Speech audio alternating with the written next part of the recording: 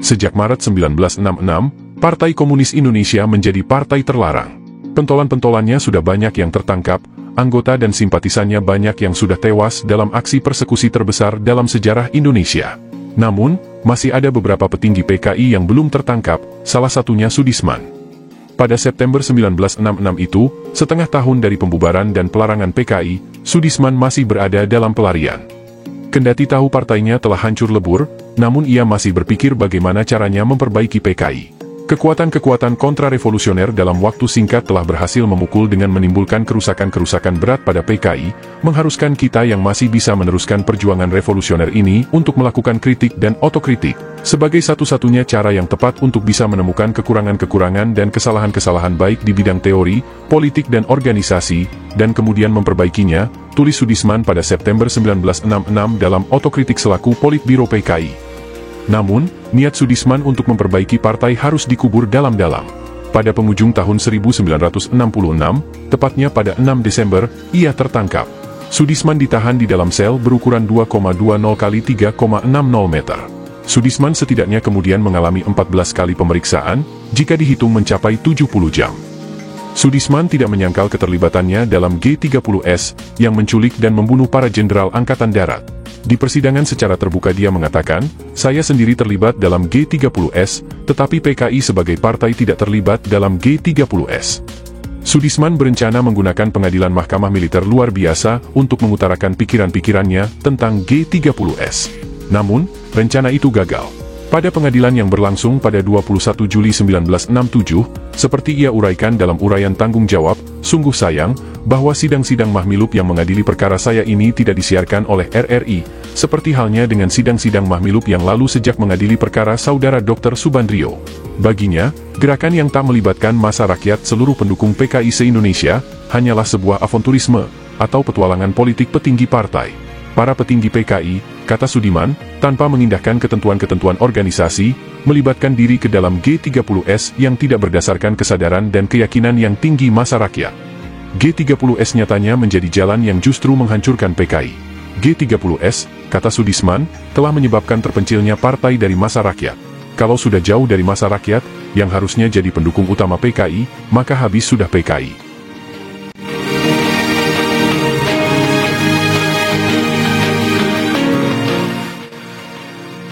Pokok ketiga, di sekitar PKI dan G30S. Saudara Hakim Ketua yang terhormat, pada tanggal 3 Januari 1967, para saudara pemeriksa mengajukan pertanyaan yang berbunyi sebagai berikut. Pertanyaan, apa yang mendorong PKI untuk mengambil suatu tindakan yang menjurus kepada G30S pada akhir bulan September, permulaan 1 Oktober 1965, dalam pemerintahan di bawah kekuasaan Presiden Soekarno?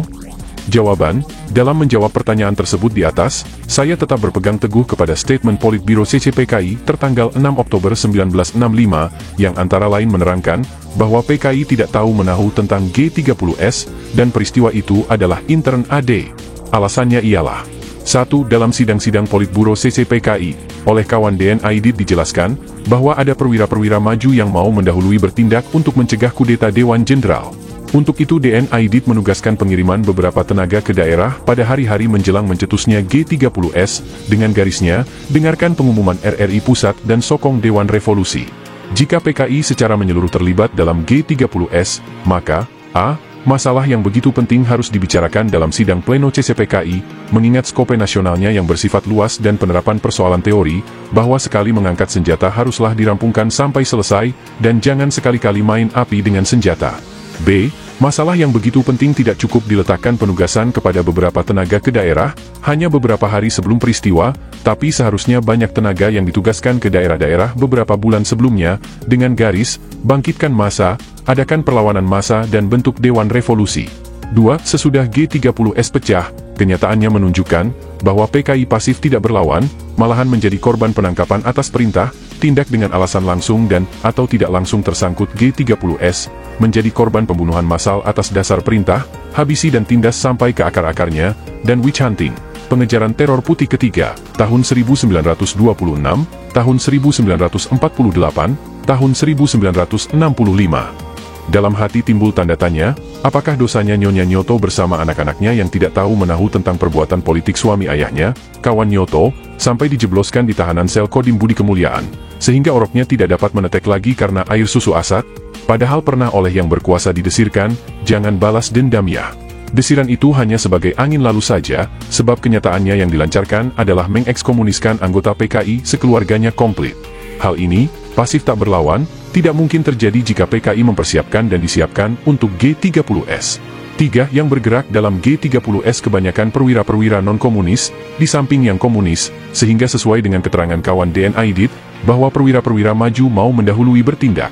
Apalagi kalau dilihat rencana susunan Dewan Revolusi tidak terdiri dari tokoh utama Nasakom, dan dipimpin langsung oleh kawan DNA Idit sendiri. Dengan mengemukakan 3 faktor tersebut di atas, bukannya saya bermaksud untuk memungkiri bahwa tokoh-tokoh PKI terlibat langsung dalam G30S. Tidak, sebagaimana telah saya jelaskan, tokoh-tokoh PKI, termasuk saya sendiri, terlibat dalam G30S, tetapi PKI sebagai partai, tidak terlibat dalam G30S. Dengan mengemukakan 3 faktor tersebut di atas, bukannya saya bermaksud untuk membandingkan dengan peristiwa pemberontakan yang telah dicetuskan oleh Masyumi, PSI, Partai Sosialis Indonesia. Masyumi dikenal sebagai partai yang didirikan di zaman militerisme Jepang, Masyumi dikenal anti-Pancasila sewaktu konstituante, dan Masyumi dikenal sebagai DITII yang legal, sedangkan DITII, Darul Islam, Tentara Islam Indonesia, sebagai Masyumi yang ilegal, yang bersama-sama PSI memberontak mendirikan negara dalam negara RI, semasa PRRI Permesta, Pemerintah Revolusioner Republik Indonesia, Piagam Perjuangan Semesta. Tokoh-tokoh utama Masyumi di PSI terang menjadi menteri-menteri PRRI Permesta, tetapi apakah tindakan pemerintah pada waktu itu? Tindakan pemerintah pada waktu itu tidaklah otomatis membubarkan Masyumi PSI, apalagi membubarkan ormas-ormasnya, menyita hak milik organisasi Masyumi PSI, menghukum mati tokoh-tokohnya dan melarang ajarannya. Malahan pemerintah memberikan amnesti tokoh-tokoh Masyumi PSI dibebaskan, dan sekarang mulai mengaktifkan kembali Masyumi PSI. Yang terang, GPI, Gerakan Pemuda Islam Indonesia, sudah memproklamasikan diri legal kembali melalui pengumuman di salah satu koran. Jika mau mengetuk rasa keadilan dan perikemanusiaan sebagai salah satu sila Pancasila, maka semestinya harus ada perlakuan yang sama, baik terhadap Masyumi PSI maupun PKI, yaitu memisahkan perbuatan tokoh-tokoh PKI yang terlibat dalam G30S dan PKI sebagai partai yang tidak tahu menahu tentang G30S. Tetapi hal ini tidak terjadi. Bagi saya jelas, bahwa hal ini tidak terjadi karena yang berkuasa adalah satu kelas dengan Masyumi PSI. Menurut hukumnya, sesuatu kelas tidak akan melikuidasi kelasnya sendiri, dan yang ditempuh ialah jalan kompromi baik dengan jalan abolisi maupun amnesti. Terhadap PKI yang merupakan lawan kelas dan kekuasaan militer sekarang, maka dilakukan tindak likuidasi yang bisa berlangsung untuk sementara dalam artian sejarah. Disinilah relatifnya keadilan dan kebenaran dipandang dari kekuasaan kelas yang ada pada suatu masa tertentu. Jadi dengan demikian jelaslah, bahwa perjuangan kelas bukannya sirna di Indonesia, tapi justru kebalikannya, perjuangan kelas menjadi menajam. Sekarang saya akan mengajukan kekinian atau HT Heden daripada peristiwa sebelum G30S mencetus. Persoalan ini perlu saya ajukan, sebab bagi saya HT Heden is onderhevig aan HT verleden en de toekomst. Atau kekinian ditentukan oleh hari kemarin dan menentukan hari depan, apakah kekinian pada waktu itu? Kekinian pada waktu itu, menurut pendapat saya, yaitu beberapa pokok persoalan, yang hendak saya bagi dalam beberapa bab sebagai berikut. Bab 1, sikap PKI terhadap pemerintahan di bawah kekuasaan Presiden Soekarno. PKI pada waktu itu menentukan sikap terhadap pemerintahan, ialah menyokong politik pemerintah yang maju, mengkritik politik pemerintah yang ragu, menentang politik pemerintah yang merugikan rakyat. Yang maju dan disokong PKI ialah politik pemerintah yang pada umumnya anti-imperialis dan dalam batas-batas tertentu anti-tuan tanah, anti-feodal. Politik anti-imperialis pemerintah yang tepat adalah pembagian kekuatan dunia dalam 2 kubu, yaitu kubu NEVO yang terdiri dari negeri-negeri sosialis, negeri-negeri yang baru merdeka dan rakyat-rakyat progresif di negeri-negeri kapitalis, menghadapi kubu kedua, yaitu kubu imperialis sebagai kubu Old Devo. Berdasarkan politik NEVO ini, dapatlah garis politik Presiden Soekarno yang merumuskan politik luar negeri RI, sebagai berikut, not to make friends but to defend the revolution, dan NEVO, termasuk RRC, adalah Comrades in Arms. Inilah politik kiri yang tepat, politik anti-imperialis yang dalam perbuatan telah menyokong perjuangan rakyat Aljazair melawan imperialis Prancis, menyokong perjuangan rakyat Vietnam melawan imperialis AS, menyokong perjuangan rakyat Kalimantan Utara melawan Inggris, dalam bentuk konkret berkonfrontasi dengan proyek bersama imperialis Inggris AS Malaysia, dan menyokong perjuangan rakyat Pakistan melawan agresi India. Politik kiri anti-imperialis ini, sekarang pada hakikatnya sudah dianulir sekarang oleh kekuasaan militer yang sudah tidak lagi anti-imperialis dalam perbuatan, buktinya antara lain mengundang kembali penanaman modal asing, dan mengadakan operasi keamanan terhadap bahaya komunisme, yang pada hakikatnya ditujukan kepada kaum gerilyawan pejuang Kalimantan Utara. Sekian tentang politik luar negeri anti-imperialis dari pemerintah yang dulu.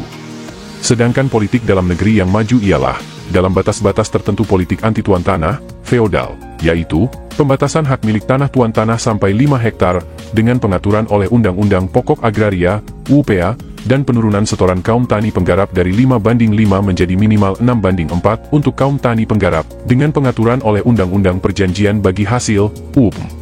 Politik maju yang sekedar menguntungkan kaum tani penggarap itu, sekarang pada hakikatnya telah dianulir oleh kekuasaan militer sekarang, dengan bukti banyak tanah lebih yang dulu sudah dibagikan dicabut kembali oleh tuan tanah yang bersangkutan, dan bagi hasil kembali kepada maksimal 5:5, bawon, upah panen. Dari 1:5 ada yang menjadi 1:20, dan kaum tani penggarap dikenakan pajak-pajak berat lagi. Singkatnya, nasib kaum tani penggarap kembali kepada serba salah, berani bicara dicap G30S, dan tidak bicara dituduh memboikot politik kekuasaan militer sekarang. Tentang politik pemerintah yang ragu dan dikritik oleh PKI, adalah politik yang kurang konsekuen dalam pelaksanaan politik anti-imperialis dan pelaksanaan UPA dan UP.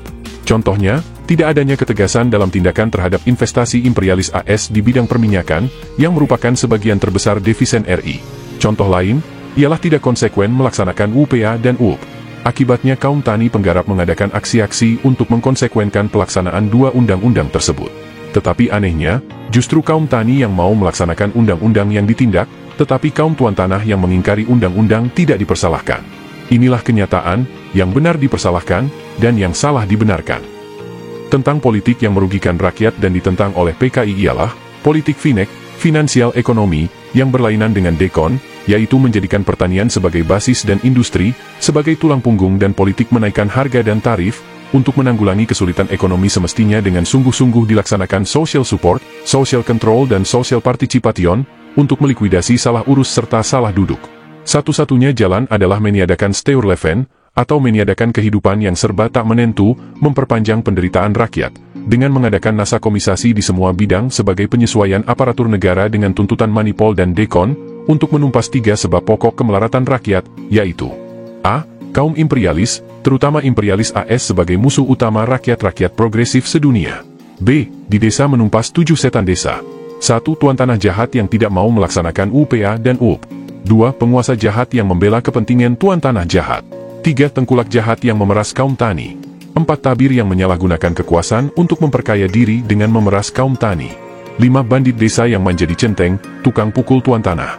6. Takang ijon, money lenders. 7. Lintah darat yang menjerat kaum tani dalam hutang sepanjang hidupnya. C. Di kota menumpas 3 setan kota baik sipil maupun militer, yaitu 1. Kabir, kapitalis. 2. Penipu, dan 3. Koruptor, corrupt officials. Dalam pengalaman tindakan terhadap pejabat militer adalah lebih sukar, sesuai dengan pepatah, blood is thicker than water, atau ikatan korps, kesatuan, adalah lebih kental daripada ikatan hukum. Faktor sikap tersebut di ataslah yang menjadi syarat mutlak untuk menerapkan dekon, jadi bukannya peraturan 26 Mei yang sebenarnya menghancurkan dekon, dan yang menggantungkan diri kepada apa yang disebut bantuan imperialis, bukannya memboroskan ekonomi Indonesia kepada ekspor drive saja yang menjadikan Indonesia pasar bahan mentah bagi kaum imperialis, persis seperti ekonomi kolonial dulu. Politik ini akan menjadikan Indonesia sebagai negeri yang tergantung kepada imperialis, dan bukan sebagai negeri yang berdikari.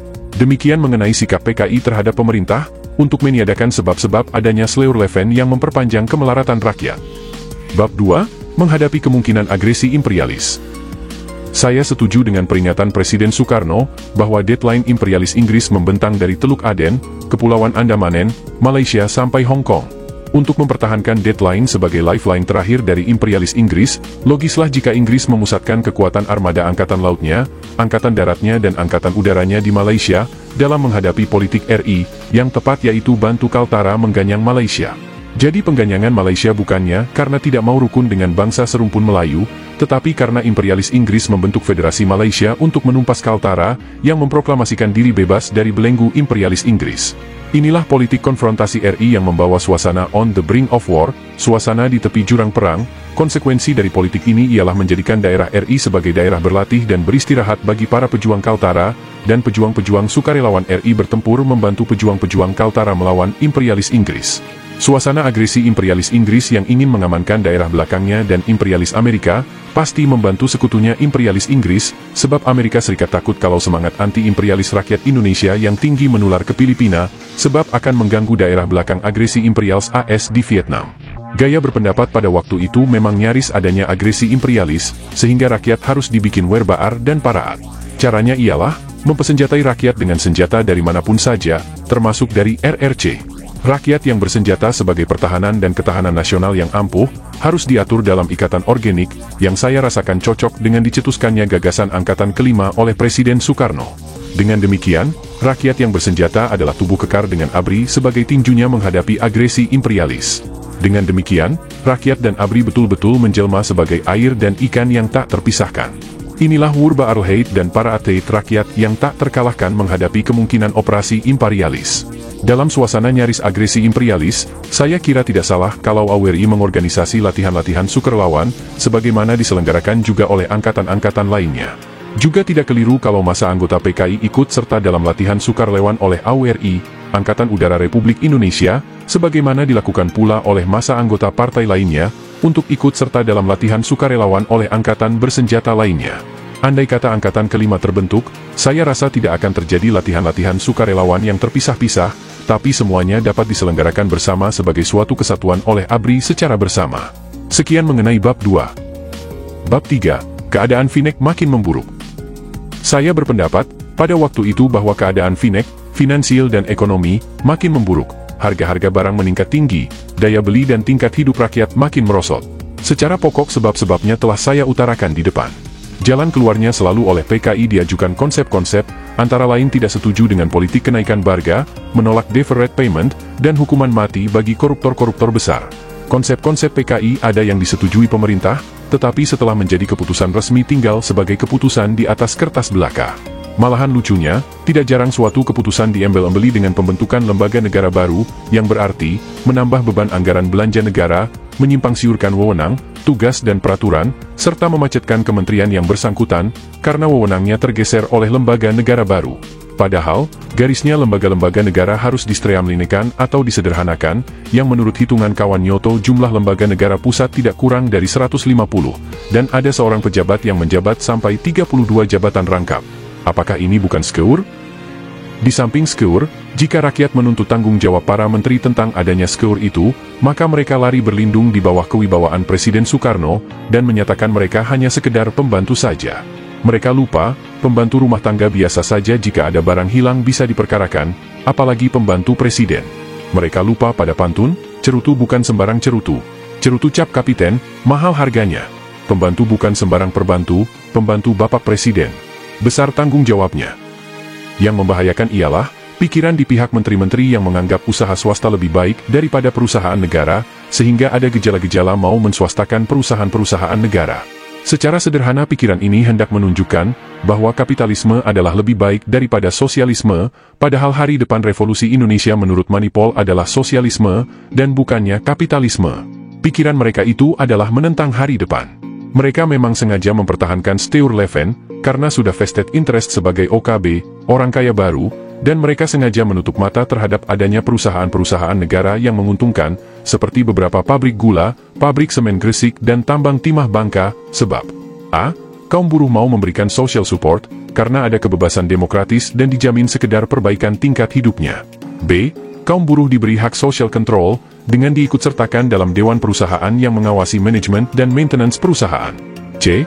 Kaum buruh diberi social participation, dengan diikutsertakan dalam dewan direksi, untuk bersama-sama menentukan planning mengadakan mer produksi, yang sebagian daripada hasilnya digunakan untuk sekedar kesejahteraan kaum buruh. Inilah yang menyebabkan adanya sekedar Arbeitsfreude di kalangan kaum buruh. Semuanya itu menunjukkan, bahwa jalan ke sosialisme bukannya jalan yang bertaburan bunga, tapi jalan yang penuh dengan duri dan jurang curam. Orang bisa sepanjang hari berkomat-komit setuju sosialisme sebagai lip service, tapi menghantam habis-habisan pelaksanaan sosialisme dalam praktek. Sekian bab 3. Bab 4, pimpinan kanan AD berpolitik mengisolasi PKI. Berdasarkan informasi-informasi dari kawan DN Aidit, yang teliti dalam menerima informasi-informasi dan cukup memiliki saluran sebagai Menko untuk mencek, maka dijelaskan bahwa pimpinan kanan AD berpolitik mengisolasi PKI. Hal tersebut saya benarkan, dan yang saya ingat antara lain dihebohkannya penjelasan kawan DN Aidit mengenai persetujuan PKI terhadap Pancasila. Serba sulit, diam tentang Pancasila dituduh anti, menerima Pancasila dicap sekedar muslihat.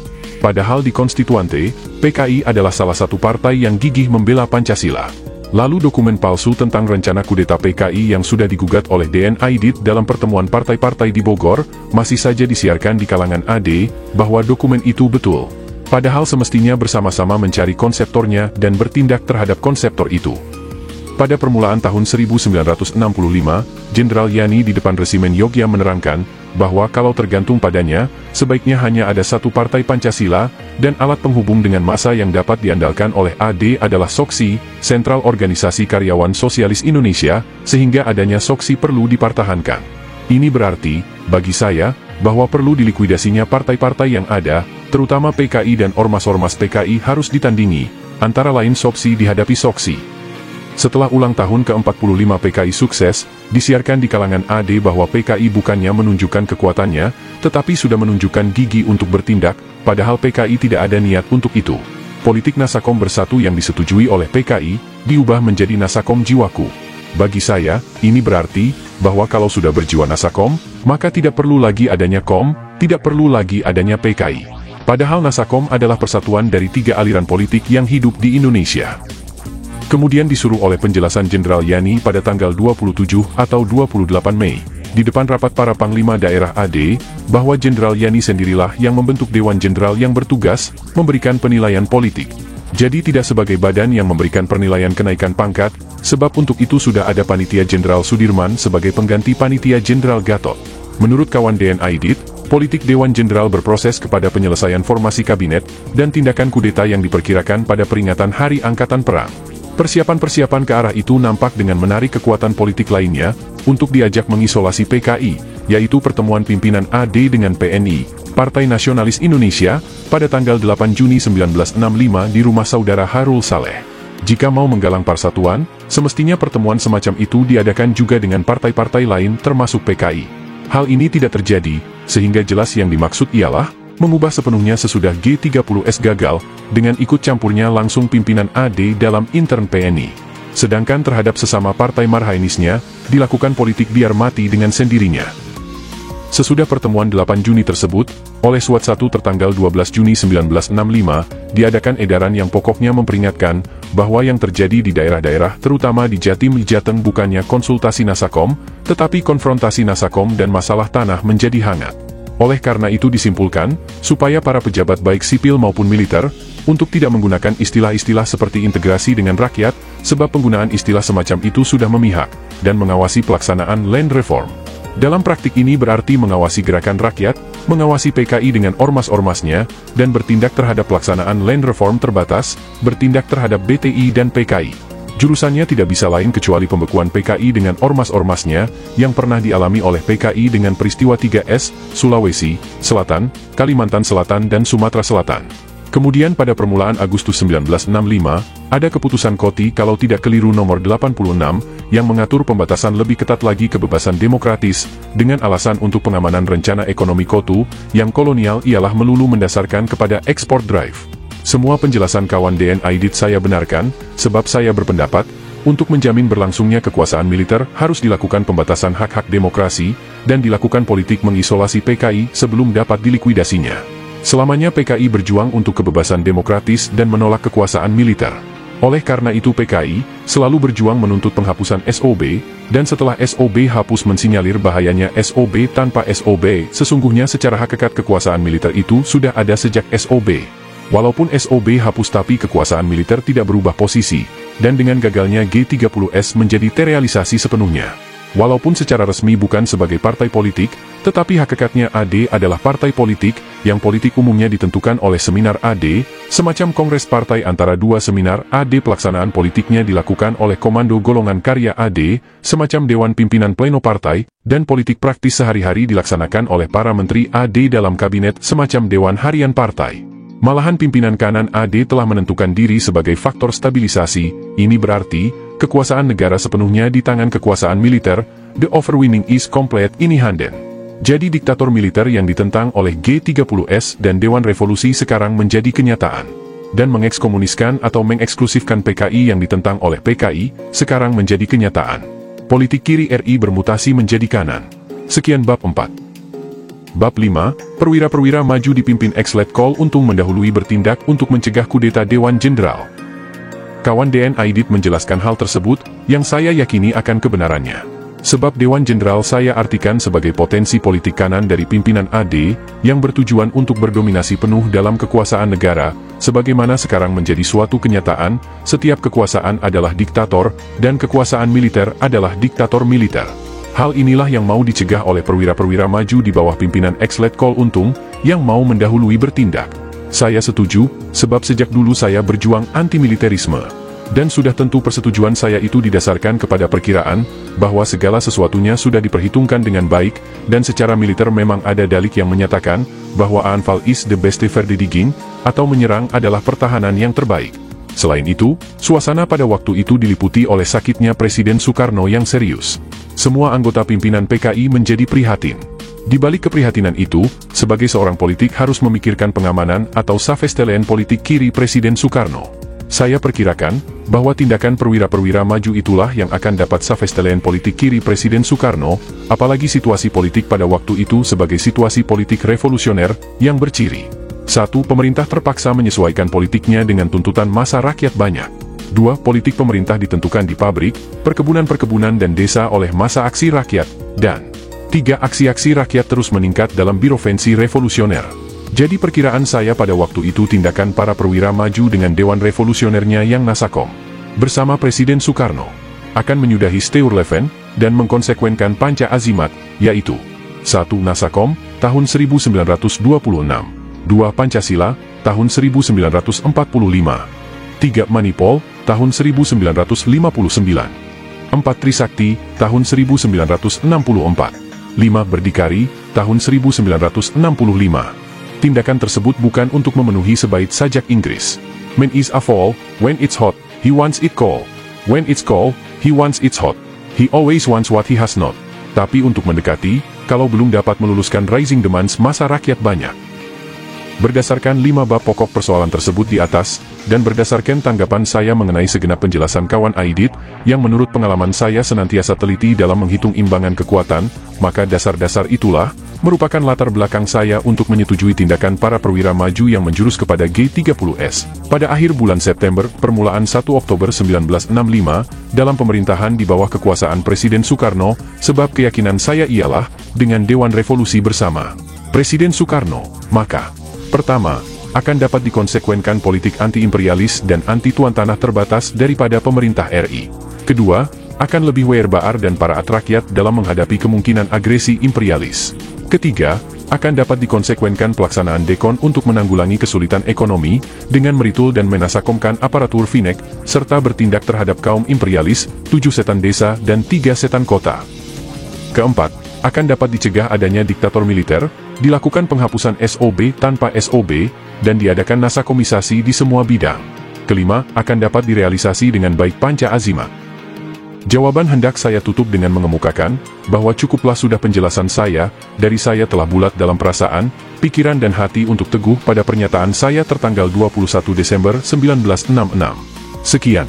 Jakarta, 3 Januari 1967. Pembuat jawaban, tanda tangan, Sudisman.